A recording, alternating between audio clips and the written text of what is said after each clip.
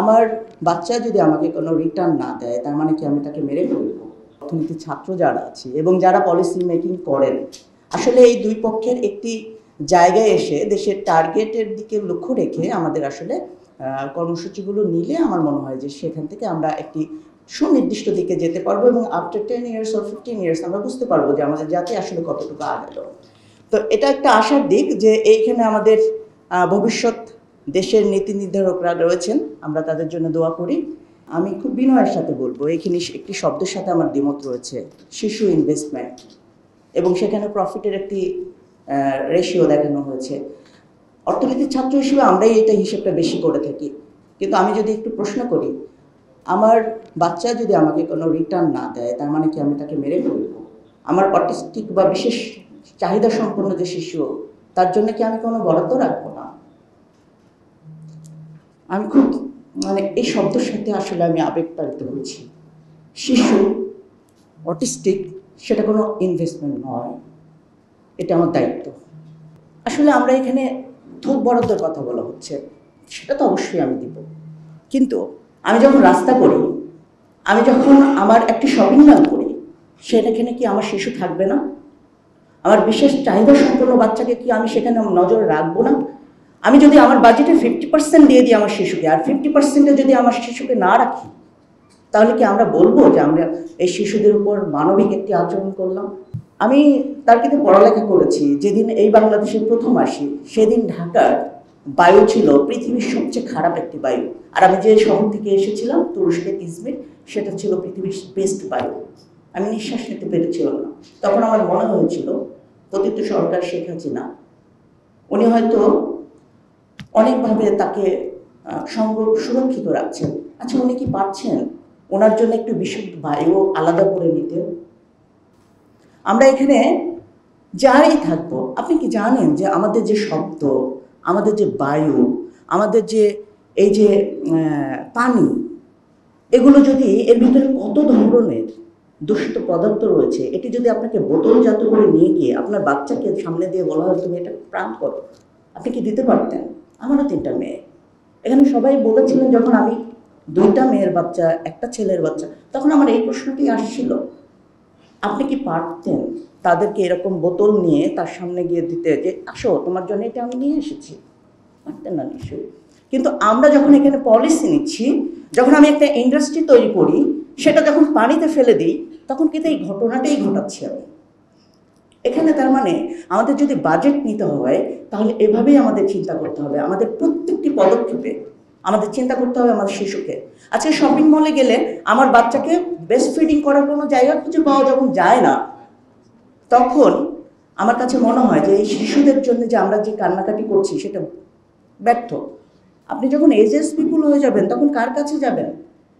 শিশুরা তো হলো ঘোড়া, তাকে যদি আপনি আদর্শ শিক্ষা না দেন তাহলে হয়ে যাবে পাগলা ঘোড়া।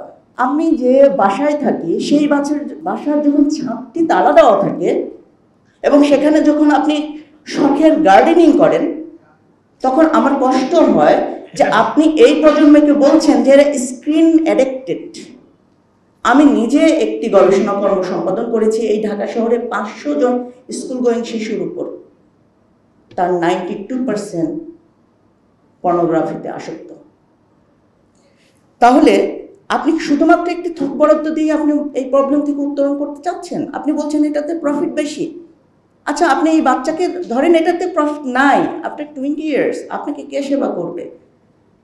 আপনি যখন এজেস পিপুল হয়ে যাবেন, তখন কার কাছে যাবেন? শিশুরা তো হলো ঘোড়া, তাকে যদি আপনি আদর্শ শিক্ষা না দেন তাহলে হয়ে যাবে পাগলা ঘোড়া। পথ শিশুতে তো অসংখ্য শিশু, কয়জন মারা যায়?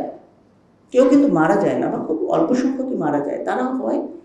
তারা সুন্দর একটি সমাজ না পাওয়ার কারণে তারা এই সমাজে আর্থিক আমরা তাকে বলি যে তারা কি বলবো, যে তারা হলো বিপদগ্রস্ত করেছে কে? আমার পলিসি। আমাদের যত বাজেটই থাকুক, সকল বাজেটের ভেতরে, সকল মন্ত্রণালয়, সকল প্রতিষ্ঠানে আমাদের কাছে শিশু বান্ধব একটি পরিবেশ থাকা দরকার। আমি যখন ইউনিভার্সিটিতে ক্লাস নিই, আমার প্রত্যেকটি ক্লাসে ছেলেদের চেয়ে মেয়েরা ভালো করে। তার মানে কালকে কর্মক্ষেত্রেও মেয়েরা ভালো করছে।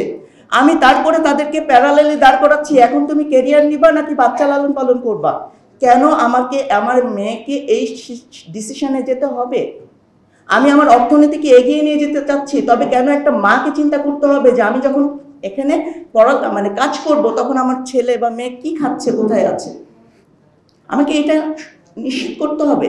আমি ওয়েস্টার্নের মতো করে আমি ছেলে মেয়ে সবাই কর্মমুখীতে আসছি, এটা পজিটিভ, ঠিক আছে, কিন্তু সেই সাথে যে আদার্স যে প্রতিষ্ঠানটা গড়ে ওঠা দরকার সেটির দিকে যদি আমরা নজর না দিই তাহলে অবশ্যই আমরা একটি আগামী দিনের যে সমাজের দিকে যাচ্ছি সেই সমাজ আর আমার না, এটা আমার কল্পিত কোনো সমাজ না।